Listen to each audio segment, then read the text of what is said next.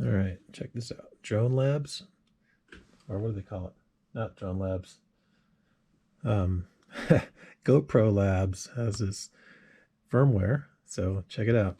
Turn on my camera.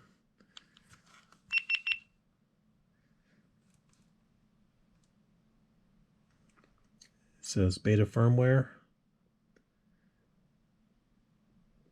As soon as I put it onto a QR code,